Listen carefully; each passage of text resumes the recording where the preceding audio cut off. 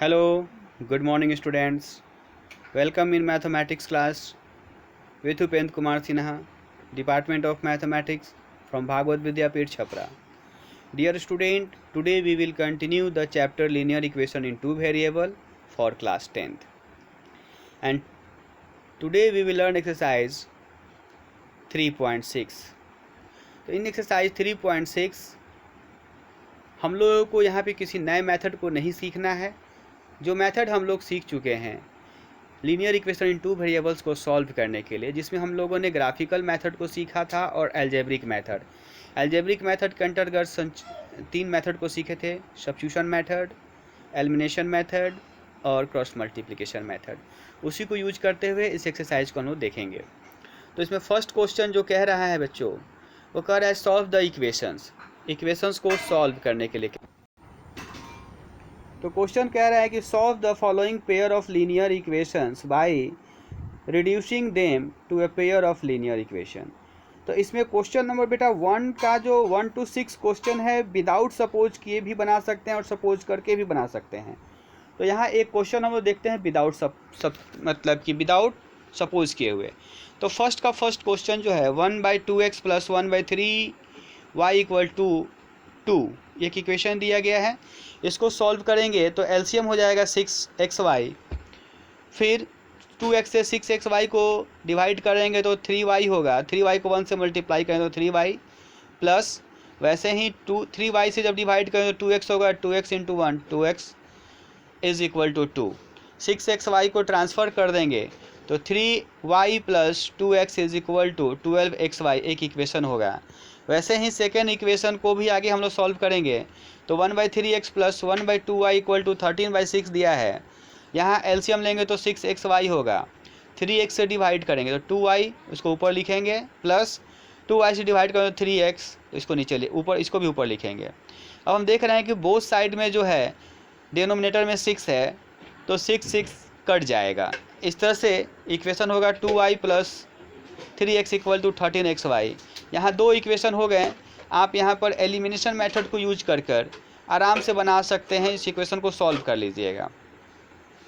लेकिन इसी में क्वेश्चन नंबर जो 7 और 8 दिया गया है इसको हम लोग रिड्यूस करके बनाएंगे। देखते हैं कैसे करते हैं।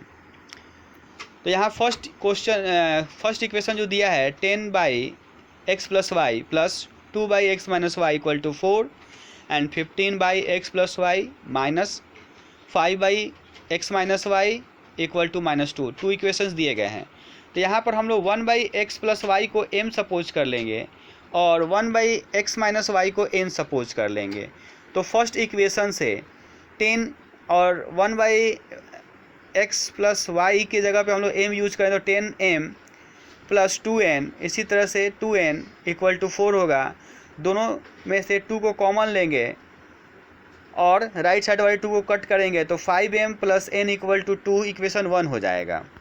उसी तरह से सेकेंड इक्वेशन से हम लोग पुट करेंगे वैल्यू 1/x + y और 1/x - y का, तो 15m - 5n = -2 हो जाएगा। हमारे पास फिर दो इक्वेशन मिल गए। यहाँ पर हम लोग दोनों इक्वेशन को सॉल्व करेंगे। देख रहे हैं कि y का जो न्यूमेरिकल कोफिशिएंट है यहाँ पर 1 है, इक्वेशन 1 में 2 में 5 है।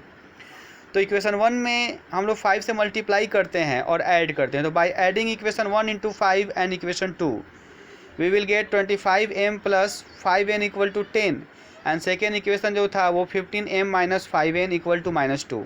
तो +5n - 5n कट जाएगा, इस तरह से 40m = 8 होगा और सॉल्व करेंगे फाइनली तो m = 1/5 होगा। अब m का वैल्यू हम लोग इक्वेशन 1 में पुट करेंगे। तो इक्वेशन 1 में जब हम लोग वैल्यू को पुट करते हैं y का वैल्यू 1/5, तो 5 × 1/5 + n = 2 और 5 से 5 यहाँ कट जाएगा तो 1 + n = 2 बचेगा। 1 को ट्रांसफ़र कर देंगे तो n = 1 आ जाएगा। अब हम लोग देख रहे हैं हम लोग क्या था, हम लोग को यहाँ पर m और n का वैल्यू नहीं निकालना है, हम लोग को यहाँ पर x और y का वैल्यू निकालना है। तो 1/x + y = m माने थे तो 1/x + y = 1/5 हो जाएगा। इसको सॉल्व करेंगे तो x + y = 5 होगा क्रॉस मल्टीप्लिकेशन के द्वारा, और फिर 1/x x minus y equal to n था, तो n की जगह पे 1 पुट करते हैं तो x minus y equal to 1 हो जाता है। अब हम लोग यहाँ पर इक्वेशन 3 और 4 को हम लोग क्या करते हैं, ऐड करते हैं, तो एक करके x का वैल्यू और फिर वैसे ही y का वैल्यू निकाल लेंगे, तो x का वैल्यू 3 और y का वैल्यू 2 इस तरह से निकल जाता है। इसके बाद बेटा क्वेश्चन नंबर 2 जो है वर्ड प्रॉब्लम क्वेश्चन दिया गया है। Formulate the following problems as a pair of equations and hence find their solution. तो फर्स्ट क्वेश्चन जो है वो कह रहा है कि Ritu can row downstream 20 kilometre in 2 hours and upstream 4 kilometre in 2 hours. Find her speed in rowing in still water and speed of the current. तो यहाँ पर speed of rowing in still water को हम लोग x kilometre per our मान लेते हैं और स्पीड ऑफ करेंट को y किलोमीटर पर आवर मान लेते हैं।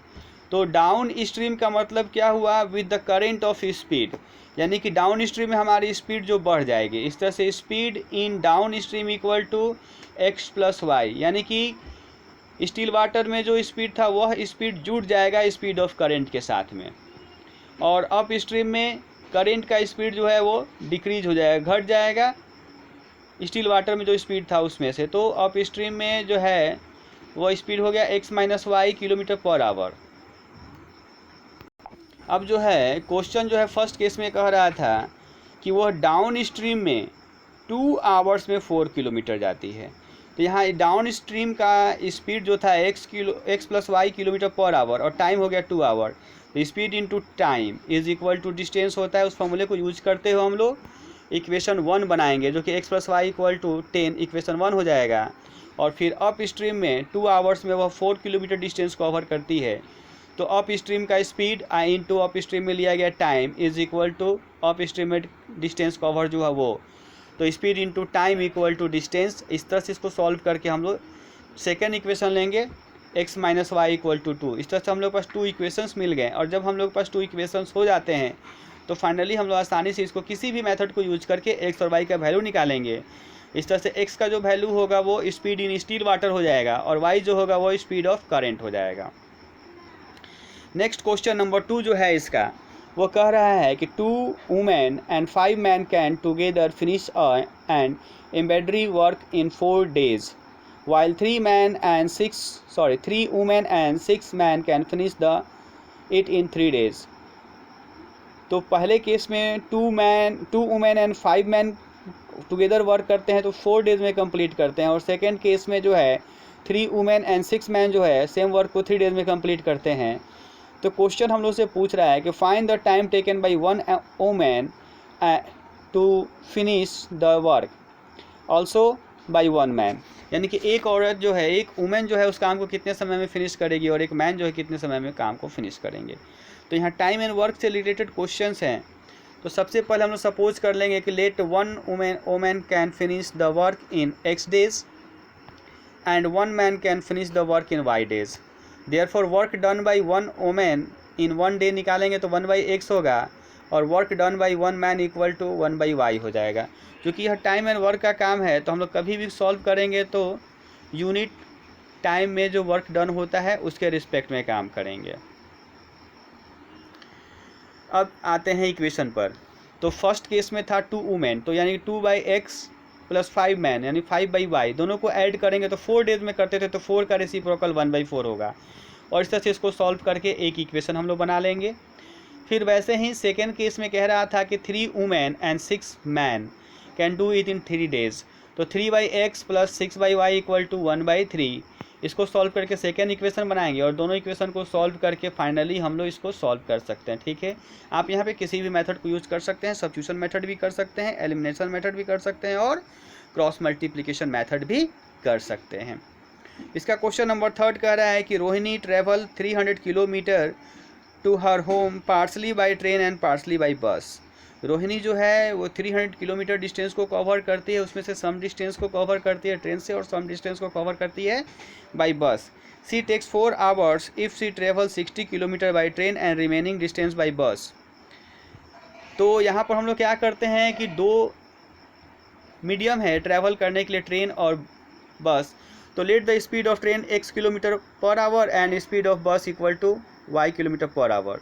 तो फर्स्ट केस में डिस्टेंस बाई स्पीड, यानी कि 60 किलोमीटर बाई एक्स, और रिमेनिंग डिस्टेंस जो बचता है, चूँकि 300 किलोमीटर है तो 300 किलोमीटर में से 60 को माइनस करें तो 240 होगा, तो 200 किलोमीटर डिस्टेंस हो गया, और स्पीड था y किलोमीटर, तो डिस्टेंस बाई स्पीड, यहाँ भी टाइम, और दोनों टाइम को जोड़ेंगे तो 4 आवर हो जाएगा। इस तरह से इक्वेशन 1 होगा। और सेकेंड केस में जो है रोहिणी जो है 100 किलोमीटर जो है ट्रेन से, और रिमेनिंग जो है वो बस से ट्रैवल करती है, तो यहाँ भी हम लोग क्या करेंगे, 100/x hour plus 200/y hour equal to 10 minutes longer time लेती है, तो 4 आवर 10 मिनट हो जाएगा। अब इस आवर मिनट को आप क्या कीजिएगा कि आवर में कंप्लीट करके और फिर दोनों इक्वेशन को सॉल्व करिएगा, ये क्वेश्चन भी सॉल्व हो जाएगा। इस तरह से बेटा आपका linear equation in 2 variable chapter जो हुआ वो कंप्लीट हुआ। आप लोग इसे कंप्लीट करेंगे और तैयार रहेंगे, नेक्स्ट टाइम आपका टेस्ट कभी भी हो सकता है। Thank you.